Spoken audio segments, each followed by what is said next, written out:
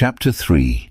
At 12:30 next day, Lord Henry Wotton strolled from Curzon Street over to the Albany to call on his uncle, Lord Fermor, a genial if somewhat rough-mannered old bachelor, whom the outside world called selfish because it derived no particular benefit from him, but who was considered generous by society as he fed the people who amused him. His father had been our ambassador at Madrid when Isabella was young and prim unthought of, but had retired from the diplomatic service in a capricious moment of annoyance on not being offered the embassy at Paris, a post to which he considered that he was fully entitled by reason of his birth, his indolence, the good English of his dispatches, and his inordinate passion for pleasure. The son, who had been his father's secretary, had resigned along with his chief, somewhat foolishly as was thought at the time, and on succeeding some months later to the title, had set himself to the serious study of the great aristocratic art of doing absolutely nothing. He had 2 large townhouses, but preferred to live in chambers as it was less trouble, and took most of his meals at his club. He paid some attention to the management of his collieries in the Midland counties, excusing himself for this taint of industry on the ground that the one advantage of having coal was that it enabled a gentleman to afford the decency of burning wood on his own hearth. In politics he was a Tory, except when the Tories were in office, during which period he roundly abused them for being a pack of radicals. He was a hero to his valet, who bullied him, and a terror to most of his relations, whom he bullied in turn. Only England could have produced him, and he always said that the country was going to the dogs. His principles were out of date, but there was a good deal to be said for his prejudices. When Lord Henry entered the room, he found his uncle sitting in a rough shooting coat, smoking a cheroot and grumbling over the Times. "Well, Harry," said the old gentleman, "what brings you out so early? I thought you dandies never got up till 2 and were not visible till 5. "Pure family affection, I assure you, Uncle George. I want to get something out of you." "Money, I suppose," said Lord Fermor, making a wry face. "Well, sit down and tell me all about it. Young people nowadays imagine that money is everything." "Yes," murmured Lord Henry, settling his buttonhole in his coat, "and when they grow older, they know it. But I don't want money. It is only people who pay their bills who want that, Uncle George, and I never pay mine. Credit is the capital of a younger son, and one lives charmingly upon it. Besides, I always deal with Dartmoor's tradesmen, and consequently they never bother me. What I want is information. Not useful information, of course, useless information. Well, I can tell you anything that is in an English blue book, Harry, although those fellows nowadays write a lot of nonsense. When I was in the diplomatic, things were much better, but I hear they let them in now by examination. What can you expect? Examinations, sir, are pure humbug from beginning to end. If a man is a gentleman, he knows quite enough, and if he is not a gentleman, whatever he knows is bad for him." "Mr. Dorian Gray does not belong to blue books, Uncle George," said Lord Henry languidly. "Mr. Dorian Gray, who is he?" asked Lord Fermor, knitting his bushy white eyebrows. "That is what I have come to learn, Uncle George. Or rather, I know who he is. He is the last Lord Kelso's grandson. His mother was a Devereux, Lady Margaret Devereux. I want you to tell me about his mother. What was she like? Whom did she marry? You have known nearly everybody in your time, so you might have known her. I am very much interested in Mr. Gray at present. I have only just met him." "Kelso's grandson," echoed the old gentleman. "Kelso's grandson, of course. I knew his mother intimately. I believe I was at her christening. She was an extraordinarily beautiful girl, Margaret Devereux, and made all the men frantic by running away with a penniless young fellow, a mere nobody, sir, a subaltern in a foot regiment or something of that kind." "Certainly. I remember the whole thing as if it happened yesterday. The poor chap was killed in a duel at Spa a few months after the marriage. There was an ugly story about it. They said Kelso got some rascally adventurer, some Belgian brute, to insult his son-in-law in public, paid him, sir, to do it, paid him, and that the fellow spitted his man as if he had been a pigeon. The thing was hushed up, but egad, Kelso ate his chop alone at the club for some time afterwards. He brought his daughter back with him, I was told, and she never spoke to him again. Oh yes, it was a bad business. The girl died too, died within a year. So she left a son, did she? I'd forgotten that. What sort of boy is he? If he is like his mother, he must be a good-looking chap." "He is very good-looking," assented Lord Henry. "I hope he will fall into proper hands," continued the old man.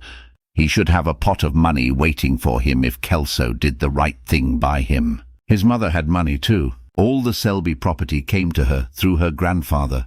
Her grandfather hated Kelso, thought him a mean dog. He was too. Came to Madrid once when I was there. Egad, I was ashamed of him. The Queen used to ask me about the English noble who was always quarrelling with the cabmen about their fares. They made quite a story of it. I didn't dare show my face at court for a month. I hope he treated his grandson better than he did the Jarvies. I don't know, answered Lord Henry. I fancy that the boy will be well off. He's not of age yet. He has Selby, I know. He told me so. And his mother was very beautiful. Margaret Devereux was one of the loveliest creatures I ever saw, Harry. What on earth induced her to behave as she did, I never could understand. She could have married anybody she chose. Carlington was mad after her. She was romantic, though. All the women of that family were. The men were a poor lot, but egad, the women were wonderful. Carlington went on his knees to her. Told me so himself. She laughed at him, and there wasn't a girl in London at the time who wasn't after him. And by the way, Harry, talking about silly marriages, what is this humbug your father tells me about Dartmoor wanting to marry an American? Ain't English girls good enough for him? It is rather fashionable to marry Americans just now, Uncle George. I'll back English women against the world, Harry, said Lord Fermor, striking the table with his fist. The betting is on the Americans. They don't last, I'm told, muttered his uncle. A long engagement exhausts them, but they are capital at a steeplechase. They take things flying. I don't think Dartmoor has a chance. Who are her people? Grumbled the old gentleman. Has she got any? Lord Henry shook his head. American girls are as clever at concealing their parents as English women are at concealing their past, he said, rising to go. They are pork-packers, I suppose. I hope so, Uncle George, for Dartmoor's sake. I'm told that pork-packing is the most lucrative profession in America, after politics. Is she pretty? She behaves as if she was beautiful. Most American women do. It is the secret of their charm. Why can't these American women stay in their own country? They are always telling us that it is the paradise for women. It is. That is the reason why, like Eve, they are so excessively anxious to get out of it, said Lord Henry. Goodbye, Uncle George. I shall be late for lunch if I stop any longer. Thanks for giving me the information I wanted. I always like to know everything about my new friends and nothing about my old ones. Where are you lunching, Harry? At Aunt Agatha's. I've asked myself and Mr. Gray. He is her latest protégé. Humph! Tell your Aunt Agatha, Harry, not to bother me any more with her charity appeals. I'm sick of them. Why, the good woman thinks that I have nothing to do but to write cheques for her silly fads.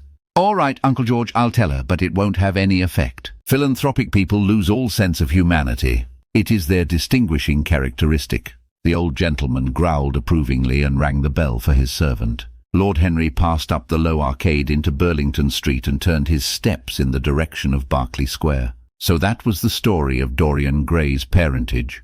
Crudely as it had been told to him, it had yet stirred him by its suggestion of a strange, almost modern romance. A beautiful woman risking everything for a mad passion. A few wild weeks of happiness cut short by a hideous, treacherous crime. Months of voiceless agony, and then a child born in pain. The mother snatched away by death, the boy left to solitude and the tyranny of an old and loveless man. Yes, it was an interesting background. It posed the lad, made him more perfect, as it were.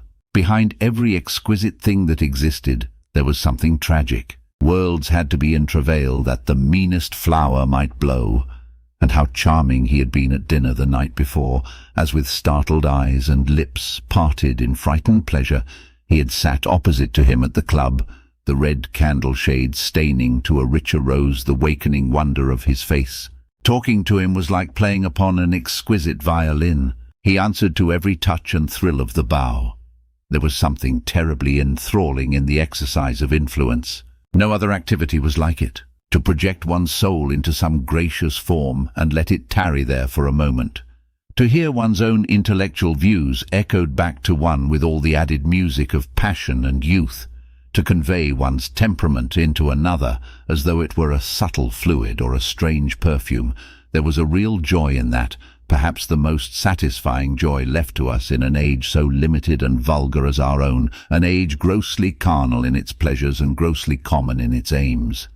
He was a marvellous type, too, this lad, whom by so curious a chance he had met in Basil's studio, or could be fashioned into a marvellous type at any rate. Grace was his, and the white purity of boyhood and beauty such as old Greek marbles kept for us.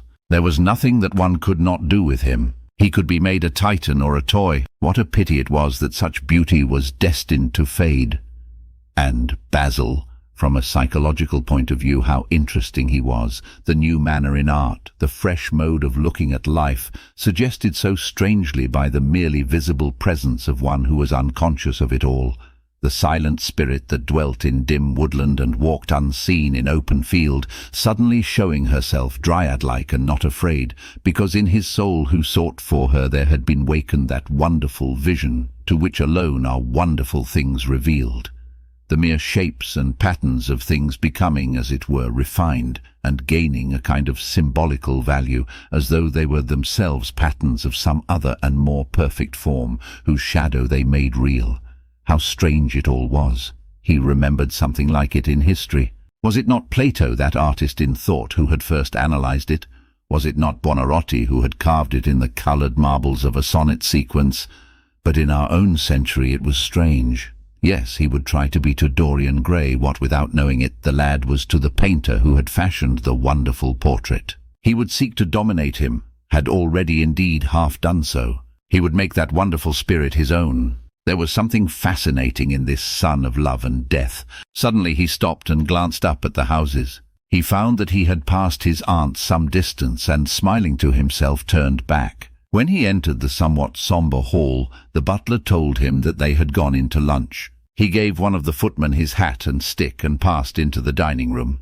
"Late as usual, Harry," cried his aunt, shaking her head at him. He invented a facile excuse and, having taken the vacant seat next to her, looked round to see who was there. Dorian bowed to him shyly from the end of the table, a flush of pleasure stealing into his cheek. Opposite was the Duchess of Harley, a lady of admirable good nature and good temper, much liked by everyone who knew her, and of those ample architectural proportions that in women who are not duchesses are described by contemporary historians as stoutness. Next to her sat on her right Sir Thomas Burdon, a radical member of Parliament, who followed his leader in public life and in private life followed the best cooks, dining with the Tories and thinking with the Liberals in accordance with a wise and well-known rule. The post on her left was occupied by Mr. Erskine of Treadley, an old gentleman of considerable charm and culture, who had fallen, however, into bad habits of silence, having, as he explained once to Lady Agatha, said everything that he had to say before he was 30. His own neighbour was Mrs. Vandeleur,